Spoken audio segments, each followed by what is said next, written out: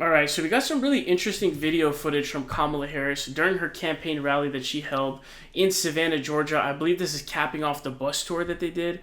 Her and Walz ran a bus tour through southern Georgia. I do hope that they actually didn't go through all these red areas, because these areas actually went redder with Warnock, and I guess it was his campaign strategist's idea to do so. I hope they go through these areas here, as well as like they need to. I think the strat actually is Macon, Columbus, Savannah, Augusta, Athens, like those areas are where it can be like kind of your secret attack method, because those areas are actually turning bluer. And then Atlanta also, the metro area is also really important, because I think that's also turning bluer. But they did end up going on that bus tour. And what we're seeing here is there's this clip from Kamala Harris. I watched it and I thought it really encapsulated what I feel like is going to be the reason why Kamala Harris is going to win the election. And again, she's not going to win the election in any blowout or anything like that. If she does end up winning a lot of electoral college votes, I still think it'll be close. She'll just win a bunch of states by like really small margins. But there's this quality that she's showcasing as a candidate, not necessarily with her policy positions or anything like that. This has nothing to do with policy or anything like that. It just comes down to campaign strategy and kind of how the character of her campaign strategy and how she's approaching this. So what you're going to see here is Kamala Harris is going to be talking to the crowd here. She's going to be kind of putting the crowd at front and center. And, I always want to compare her to Hillary Clinton. I don't know if that's unfair. Obviously, she was supposed to be the first woman president. She ended up not having that happen. The way she ran her campaign was almost entirely about her gender, right? And in the CNN interview, she's asked about it, and she dodges the question almost entirely, which I think is smart. She's trying not to box herself in. She doesn't want to become the woman candidate or the black candidate, right? She just wants to be the candidate, right? And she's still eating off of all that benefit without talking about it. I'm guessing maybe women voters are kind of like, hey, I don't want to be talked down to, where it's like, hey, just, vote for me because I'm a woman. So she's completely dodged it entirely. But I want you guys to go ahead and check out this video clip, see what she's saying, and we'll come back and talk about it. Georgia, for the past 2 election cycles, voters in this very state, you who are here, have delivered. You sent 2 extraordinary senators to Washington, D.C.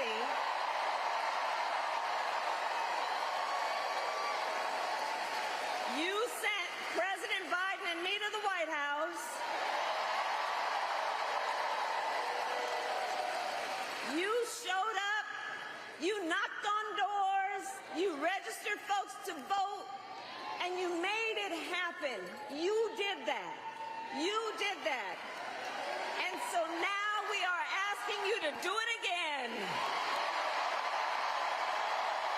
Let's do it again.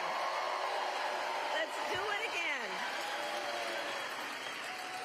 So, Savannah, are you ready to make your voices heard? Do we believe in freedom? Do we believe in opportunity? Do we believe in the promise of America? And are we ready to fight for it? And when we fight, God bless you and God bless the United States of America. Yeah, man. So I thought that video was super, super fascinating, because I think it was a great encapsulation of what I think is actually going to end up being the reason why she ends up winning the election. Like, I'm not saying that's going to be the sole reason, but what I mean is probably going to be the thing that either sort of the straw that breaks the camel's back in a good way in terms of winning, or the thing that guarantees her victory. So it's the exact thing that Hillary Clinton didn't do. She didn't step foot in Wisconsin. She did. I was even reading about, I guess I had seen some stuff from, I think, New York Times reporting, where it was saying people in the Rust Belt states had gone to, Hillary campaign offices asking for signs, and they didn't give them anything. They said, hey, this is not really scientifically going to move much. She's the complete opposite. And we can see this with both Biden and Hillary, right? So what's happening is there's a lot of humility that's being shown by Kamala Harris. So she says she puts the crowd front and center. She makes them the story, and she praises them and makes them. She's basically talking about them almost entirely, right? And so what she says is, she says, you did this, right? You did that. So she's saying you did that, and she's putting the crowd front and center as opposed to herself. Even when she says, Biden, she doesn't say me and Biden. She says President Biden and me, right? And she refers to him as President Biden. She's essentially humbling herself in that way, in the way she's campaigning. By the way, I have no idea if she's personally humble or not. All I can tell is from the way she's campaigning.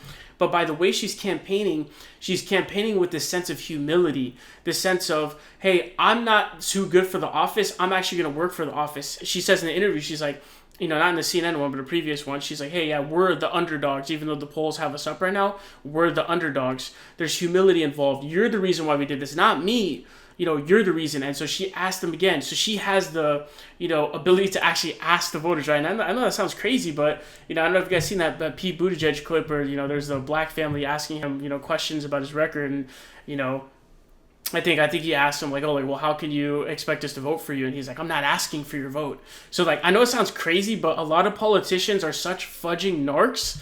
They're actually like, I'm not asking for your vote. It's, disgusting. So I know it sounds crazy, but dude, trust me. I remember, Biden was like, if you're black and you're not voting for me, you're not black. It wasn't like, okay, you're black and you're not voting for me. What can I do to kind of garner your vote? How do I ask you for your vote? It's like, you're not black. You know what I mean? That's his response. Kamala's not doing that, right? She's not doing that. Even when she's getting heckled at rallies, she doesn't have the best response, but at least she's not being a complete douchebag, right? So this humility, I think the humility factor is going to be the thing that either is the straw that breaks the camel back in a good way, not in the bad way, but in the good way, or it's sort of the guarantee that she's able to win. And so I think that ends up being the big deal. Now, the end part of this is really cringe. It's actually hilarious, too, because the first 3 quarters is really good, and then it falls off a cliff. Seriously? Do we believe in opportunity? Do we believe in peace? Do we believe in freedom? Do we believe in cupcakes? What? It's just random virtues. That, if anything, was Hillary 2016, almost as a meme, though. That wasn't supposed to happen in real life. She's a meme, a South Park meme in real life. So good thing that was just the end part, because, wow, that was cringe. Do we believe in opportunity? I can't believe that. But there's also this other story as well. It says, Scoop Harris builds an army of house surrogates. There's another example I'm using to try to support my thesis here, the humility thesis. And so it says the Harris campaign is casting a drastically wider net in recruiting House Democrats to stump for the presidential ticket, gauging the interest of almost every member, Axios has learned. Why it matters. Over a dozen Democratic lawmakers and aides described a, quote, night and day contrast with the surrogate operation under President Biden. To many members, the shift is evidence of their new importance under the leadership of Vice President Kamala Harris and Minnesota Governor Tim Walz, a former House member. What we're hearing, Harris's campaign has widely canvassed House members about their openness to being surrogates, an effort that began almost immediately after Biden dropped his candidacy in July. So another thing, right, is a separate thing, but she's very prepared and very proactive, and so she basically did it as soon as she possibly could. She was also ready for this moment in 2028. The reports are that she was not the person that the establishment wanted, but she had a list prepared, and so that's why she was able to win.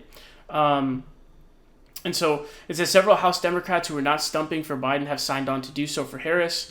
I wasn't a Biden campaign surrogate because I wasn't asked, but Kamala, it's a different story, said Representative Jimmy Gomez, D. California. A top aide to another House Democrat told Axios their boss has been tapped to travel twice and do swing state media for Harris, a, quote, glaring difference from their non-existent role for Biden. They have asked for as many members as possible to be surrogates, said Representative Sidney Kamlager-Dove, adding that Harris made the request to her directly when they were at an event together. Think about the humility that's involved in this. Could you imagine Hillary doing this? Even Biden wasn't doing this stuff. He wasn't even getting people. And so the article also talks about, it says here, lawmakers saw Biden's approach as a function of his age and reliance on his tight inner circle and campaign co-chairs, including Representatives Veronica Escobar, Jim Clyburn, and Lisa Blunt Rochester. He has a circle and they have their friends, and their friends have their friends, and that's it. And that's maybe what they're comfortable with, said another House Democrat. Biden was, quote, leaning on the ones who were his surrogates when he was running the first time. So even he was not doing this. And so she basically started immediately to do this, the level of humility it takes as a strategist, as a campaigner here, to be like, I'm not above you, I'm going to come to you. Because she's running for president of the United States. You would think the House members should be running to her to, volunteer, say, please, mommy, let me volunteer, please, mommy. But instead, she's actually going to them. That level of humility is going to bode well because it's going to lead to a lot of campaign activity. Unlike Biden, right? Biden was not doing that there. You can see that obviously Biden was somebody who was in a situation where, he's not going out there and asking those people. She is. And so for me personally, I think that this is actually what's going to make sure that she's victorious because, we don't want to just look at the polls. We also want to think about fundamentals, right? We want to think about demographic changes happening in states. We want to look at voter action, such as voter registration. We know that compared to the last a year ago in the same week, there was a 175% increase in young black women registration, for example. So that's something you want to take into account. You want to take into account demographic data in general, like, for example, how important black people are in Georgia and how Kamala Harris likely is going to stem out the black vote, right? So these are the kinds of things that you want to take into account. Those are all a function of her humility. We can say like F of H, is equal to whatever you want to call it, right? Where H is like, her humility, right? Because these kinds of strong campaign actions of trying to get house surrogate, trying to go out to do bus tours, telling the crowd members all that stuff leads to those fundamentals, the on-the-ground outcomes that's going to happen. It's not just about what the polls say, right? It's also about historical trends and those kinds of things and turning people out to vote, voter excitement, enthusiasm, etc. And ultimately, that's actually why I think she's going to win, like the thing that's going to put her over the top. I don't think that's the only thing that's going to make her win, of course. I'm not even saying that's the main thing, but it'll be the thing that either breaks the camel's back in a good way or it'll be the guarantee that she emerges victorious. And so that's why I think that she's definitely going to win. This is we'll call it the humility theorem or the humility hypothesis. And that basically says that the fact that she's so humble in how she's approaching things by focusing on the voter and focusing on the House members and not herself, even when she says President Biden and me, she just says me. She doesn't say the vice president, third person or anything like that. Those are not the vibes that Hillary or Biden gave off. And we know the Biden stuff like just straight up right here, right? So this is, I think, the humility hypothesis is saying she will definitely win because of the humility she has. It's going to lead to a strength in fundamentals that's for sure going to make sure that she emerges victorious by overperforming the polls, doing better than what the polls say, et cetera, et cetera.